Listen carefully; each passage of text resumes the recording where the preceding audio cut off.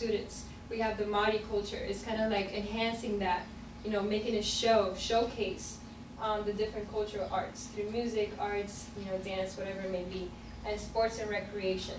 We have a lot of parks, not enough people using them for sports and recreation. So this is another gateway to create incentives to use the area, use the environment that we already have, to get people actually playing sports rather than just watching cricket and rugby and getting all worked up, but then nobody's really, you know, playing all the different kinds of sports and things like that. So it's widening that experience.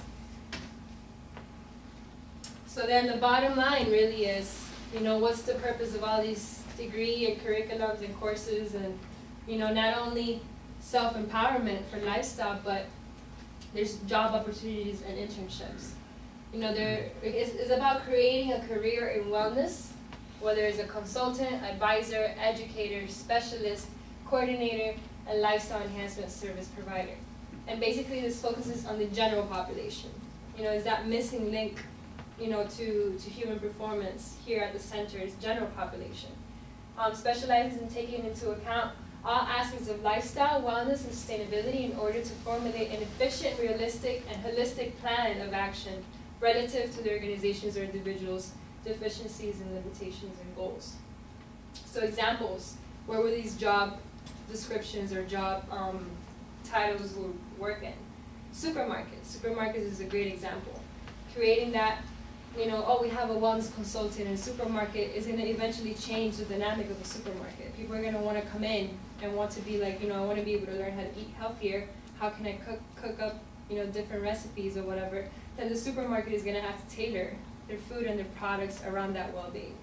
Okay, same thing with fitness centers, hospitals.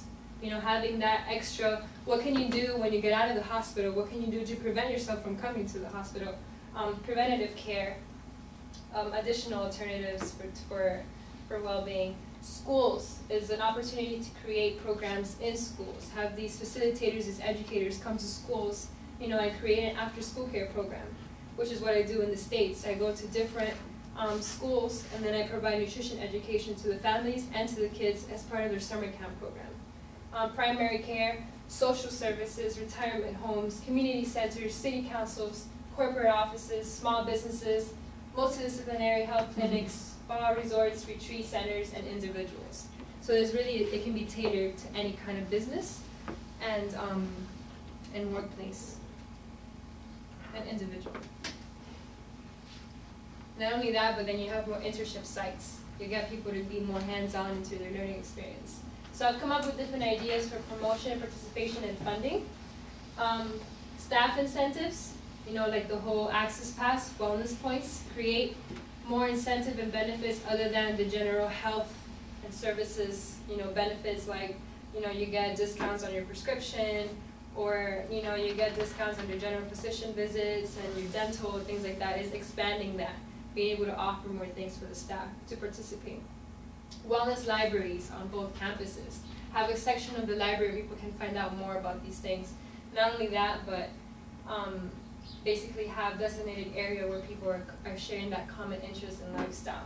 Nonprofit organization for funding. I'm not aware that WinTech has any affiliated nonprofit organization, but this is a great way to get funding. Barry University, my university, is an actual nonprofit organization, so it's a lot easier to get funding when you're a nonprofit. It's a lot easier to ask for donations, ask for hours, ask for professionals to come in and donate their time as tax deductible through a nonprofit, so that increases the chance for funding. Resource Room website. So this website that I was talking about is mainly to highlight what people are doing around campus, highlight the good news, highlight the lifestyle, highlight, you know, have success stories, and not only that, but have resource. You know, how can I, you know, I have a TheraBand, what do I do with it? You know, I want to be able to cook up a healthy meal. What's a good post-workout meal? Things like that. Fitness stations.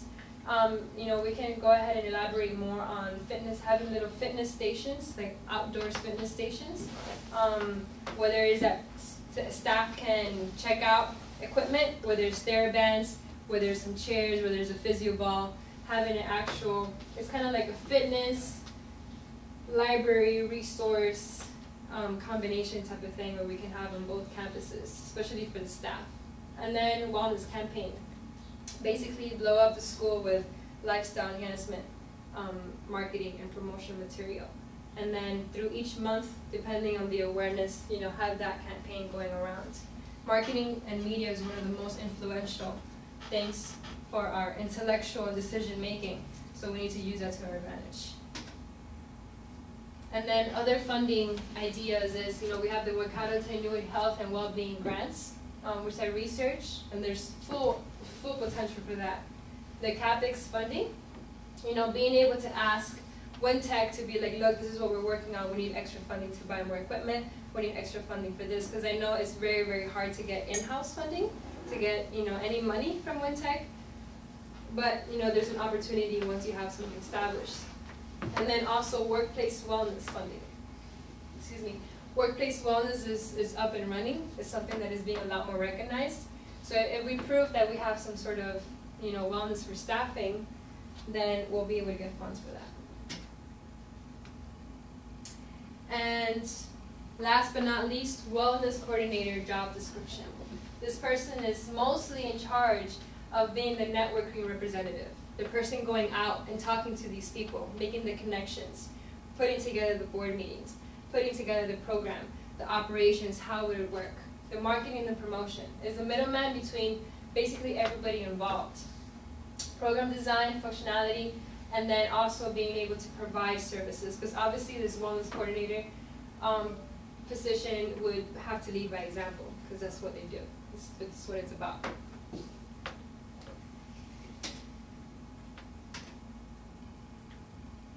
So basically, just to finish off, once we learn to move and act and make decisions as a unit, we'll be better able to act for the greater good, where peace, love, and happiness is a reality.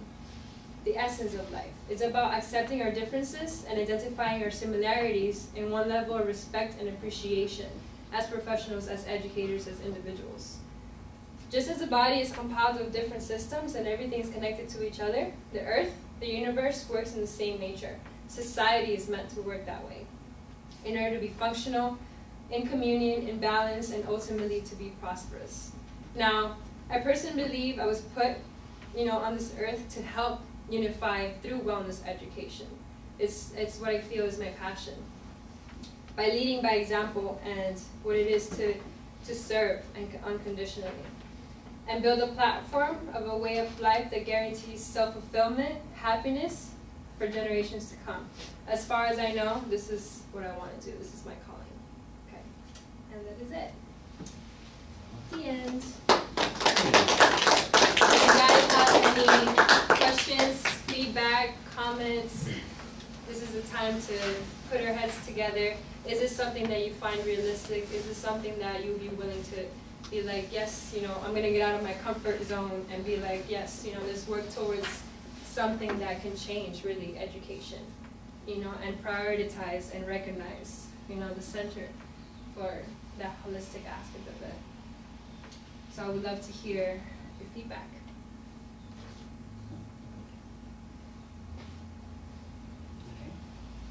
I have a question. Yes. Is the awareness of this in the States more advanced than what it is here in this country? Is it what? The awareness. Awareness? The need for wellness? No, there's a difference. Over there in the States, it's clearly needed. It's something that is just so over the top that so many people are doing it in different ways. So here the difference is that there's not necessarily a country need. It's kind of like we do have the obesity problem. New Zealand does have that, lifestyle things for farmers and things like that. But the awareness of it, it's a lot more over there than here. Here, I found it very strange that there wasn't even a wellness program. Over there, there's wellness programs all over the place. Of course, there's a lot of niche.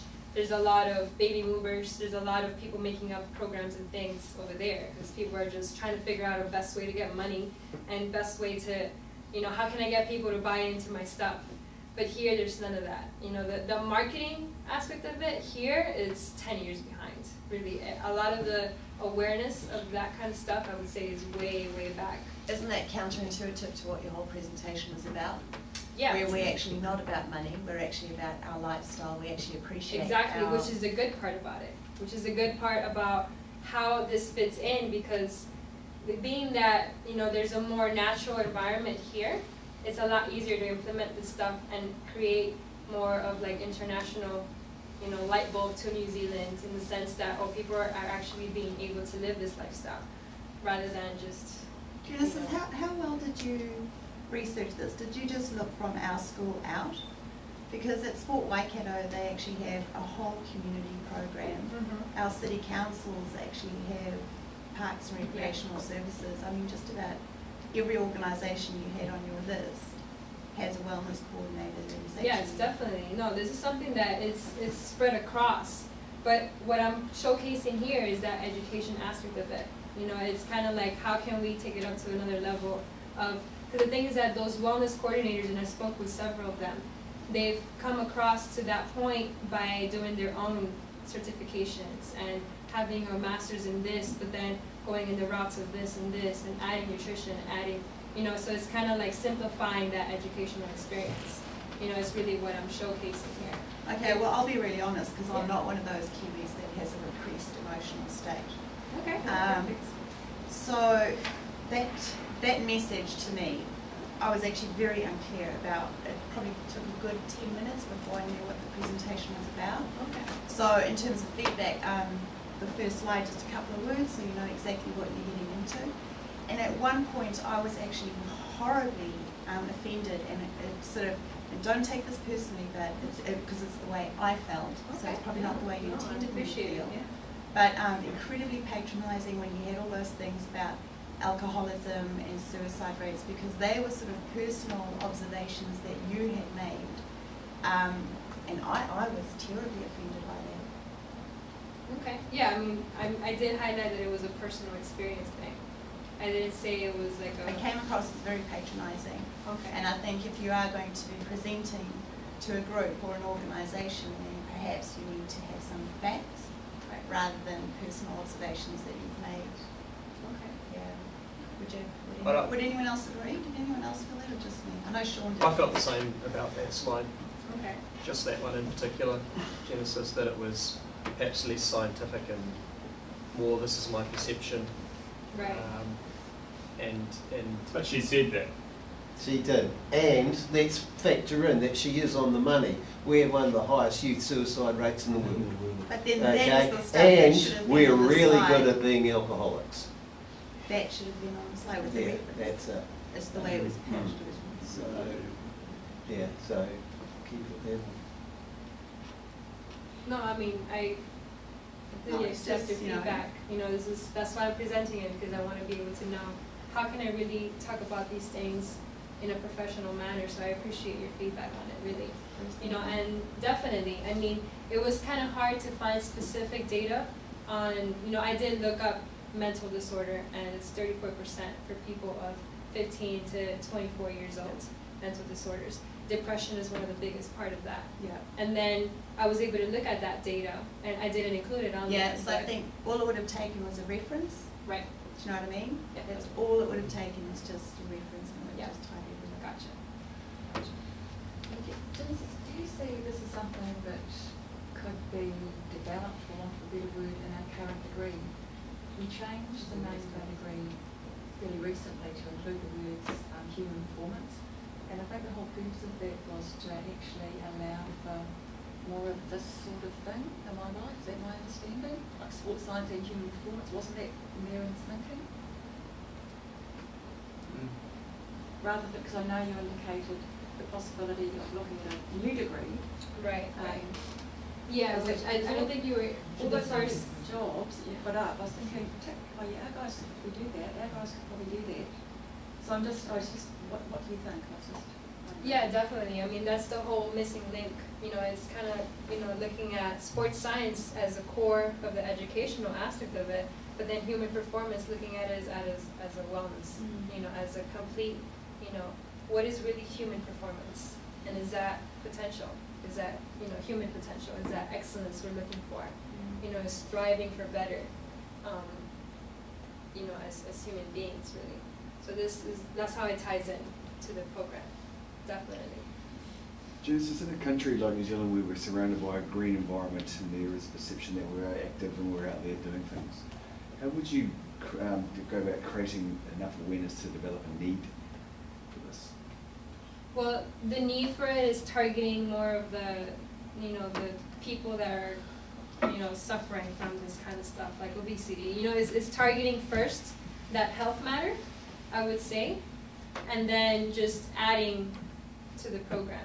It's kind of like, we do have, New Zealand has really, really high rates of obesity and, preventative diseases and depression and things like that. I think in that sense it's easier because it's kind of like just getting people to kind of go from the inside outdoors. It's kind of using what we already have, what New Zealand already has. So creating that awareness is kind of like that need, I would say, is more, it's through education. It's just through blowing up in campaigns and, getting people to see, kind of see like that, I'm not really living all that well. Like for instance, in the survey, they'll be able to assess themselves and be like, oh, maybe I am, not so well in this area. Maybe I'm not so well in this area. Because that concept of wellness is not really understood in the general population. At least here, I've come to realize through my own experience and talking to people. I find the part interesting, I guess, when you compare the States to here. Mm-hmm. And I guess there is, and one of the ideal things that's in my mind is that, is there a gap in the market? Yeah, probably in this country. But is there a market in the gap? I don't think so yet. Mm. Is that, and that's one of the things that I grapple with in terms of development of our centre, is that, right. Is that legislatively there is not a way to fund wellness people, but there is for physios and doctors and everything else, but there is no provision for this type of thing yet, and it's not recognised. Right. And so that's my connecting a need with awareness that then turns into some action. Right. Is the gap that I look at and think, okay, how do we actually connect all this? And I compare the States and New Zealand, and perhaps the perception of the States is there's a lot of obese people. Mm-hmm. It's an unhealthy, fat country. Right, but the perception of it here is not. That it's not. Yeah. And so then is there actually the momentum behind this? Right. And if there's not the momentum behind this, how do we create that? Right, I think that what we can use is kind of like the backside of it instead of the need. It's kind of like, how can we make it better? Like the way that I would approach it is kind of like, okay, it's kind of like bringing that New Zealand self-esteem a little more up, rather than telling you, oh, you're completely destroyed in your health, let's get you better.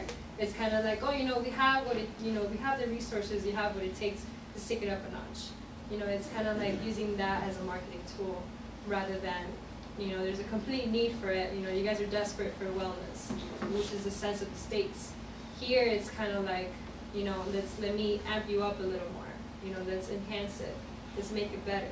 It's kind of like, yeah, the vision of it, the perception of it is still natural and good lifestyle. That's the perception that I came in here with. New Zealand is filled with nature and, enhanced lifestyle and quality of life, which, yes, you could find that, and there is that. But then there's still those, unaware people, completely unaware people of, that lifestyle. It's kind of like, another thing that I realized through my own experience is that whole taking it for granted the environment, taking for granted the outdoors, taking for granted, recreation, taking for granted that healthy lifestyle where you can get your own food, you can crop your own food, you can harvest your own stuff. And some people can kind of be comfortable in that and not look beyond of like, oh, more wellness. So it's kind of like looking at taking it up a notch, taking it to another level, rather than, kind of just comfortably and happy and, monotone. I think one of the problems you end up with is when you go with when you change the definition of wellness from being absence of disease to being good living, you then end up supplementing what you think is good living on the individual. Yeah. So that becomes really problematic for me. Right. Where you're sort of talking about how do you really assess what is good living? What is, and then you go into those occupational therapy type things of what's actually meaningful for that individual. And now does that fit still with your new definition of what is wellness? So, for someone it could be very spiritually and mentally important for them to actually go to the pub and have a few beers, right? Which is physically detrimental to them. So you end up with this constant, horrible juggling act, which is difficult when you've got a definition that becomes very subjective to each individual. So it's about how do you promote that individual's desires for what they consider wellness. And Jamie makes an excellent point, and it goes back to that stuff you were saying about the States, about how there's a huge amount of marketing.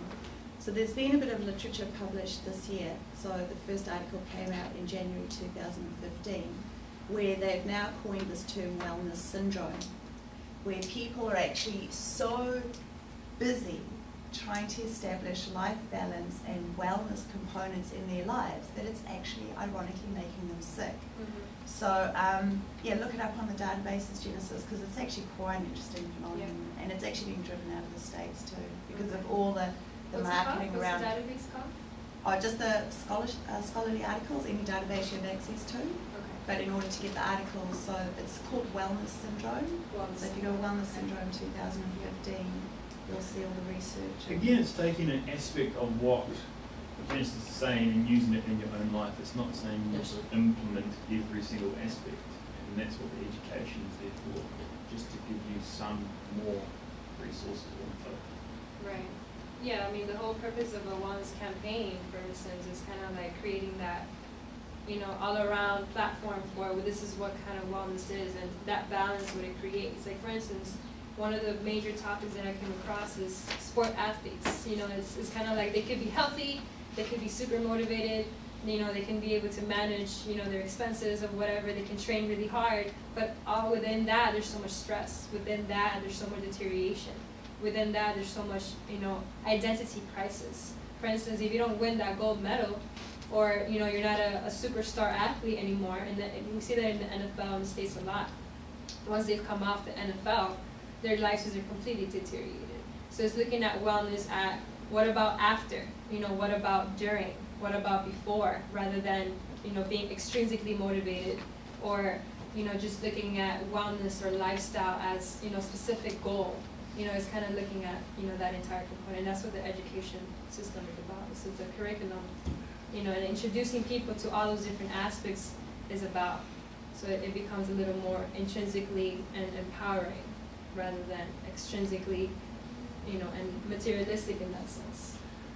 So, Genesis, given that there's the education component's important, and you've seen our programs and what we offer here, what would be one or two things you'd add to what we do to make our wellness programs better?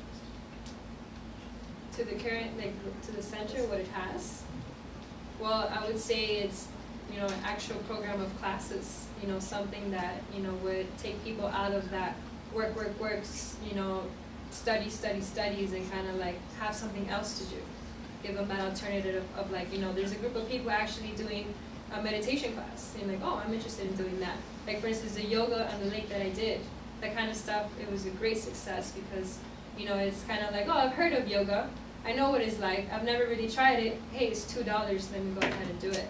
So it's kind of like just expanding to actually having things that you can do outside of work and outside of academics that ties into that wellness, you know, those wellness factors. Because there was a meeting on Thursday or Friday that I'm attending, Glennis is also attending, where WinTech are now asking for these ideas.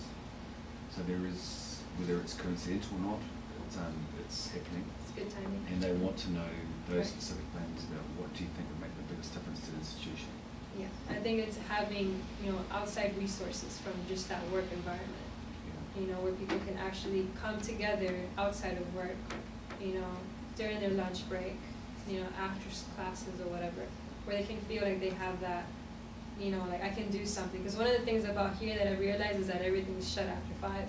On the weekends or whatever, it's kind of like, it could be pretty dead unless you already have a specific thing you want to do. But it's kind of like, there's not that sense of, oh, there's more I can do. It's kind of just monotone after that. You know, so it's kind of like adding something to do, you know, in the well-being realm. I'll certainly take that feedback forward. Would there be any particular papers you would expose our students to give them a wider view of this wellness? Yeah, I mean, they're definitely within the curriculum that you guys already offer. You know, I would say one of the most important parts of the curriculum that we already have is having that practical experience.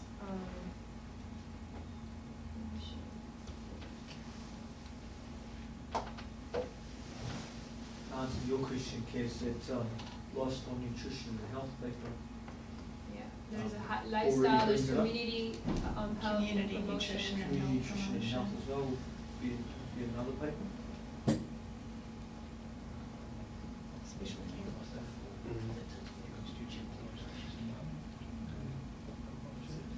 You know, so there's lifestyle, nutrition, and health. There's research, you know, in these areas. There's lifestyle, nutrition, exercise for the general population, assessment. You know, the outdoors education and adventuring. But do they have meditation, yoga, alternative stuff that it's not the mainstream? Do they learn about that sort of thing? Currently, in what you guys offer, no. I mean, there's stress management. You know, there's stress management techniques, and if you look at occupational therapy and nursing and things like that, they have more of like the health, you know, aspects of it. You know, like benefits of physical activity. You know, you see those little bits, but there's not real direct connection to it. And I think that's where the practical comes in. It's kind of like, rather than just learning about it, go take a class and experience it and reflect on it. Research, what does meditation do? You know. Do you know where that Māori platform is implemented? The what? The Māori platform that you were talking about? Where it's implemented? Well, there's, I mean, I'm not really sure exactly where, but I do know there's different tribes. You know, depending on the tribe, you know, they incorporate their own. Like, for instance, those 3 different models, they're incorporated in different places depending on the tribe. Not a Māori health organisation, so there's 1, 2, 3 in Hamilton who use Te Paimana Tuna, Te Whare Tapawha and Te Whiki as the models which they base their practice. And I know there's one other law here. Well, I was trying to get to was can we implement that in our classes? Yep. Implement or teach. Genesis, it's 9:30 and the group got to get moving. Yeah. Just want to thank you though. I mean, it's been great to have you here with us for these 3 months. It's and your presentation today certainly provoked a lot of thought and discussion. So well done on that. So hopefully your experience here in New Zealand has broadened your thinking around this area. It's very clear that you're very passionate about this, and it'll be interesting to see where you take this. You know, I was interested in the stuff you presented to me the other day, and you've got me thinking about how we implement some of the stuff and make it actually affect change and provide a point of difference for our students. So Right. We've done that to me, and I'm sure you have with everyone else here as well. So I guess as a staff, we just want to thank you for your time that you've put into this to present, and also it's been wonderful to have you on board for this period of time. We hope that we can keep this link with you, and we can evolve with you, and we can watch your progress as you go home and you take Definitely. the next part of your journey. Because I think it looks like you've got a fire burning inside you, which is going to continue, and it's going to be very interesting to see what you do with it. And it's great that the two, with Barry and Wintec, have been able to connect. And if through you we can continue that link, it'd be great. And perhaps as you evolve, you can keep telling us how we can evolve, given you your experiences in the US, which will be different than the White House here. And the things that you learn maybe to be passed on. So. Definitely. So from all of us, I think thanks very much for your time and effort. I hope we've given you an experience that has made a difference. Yes, And definitely. please keep contact with us, because it's been great to have you here.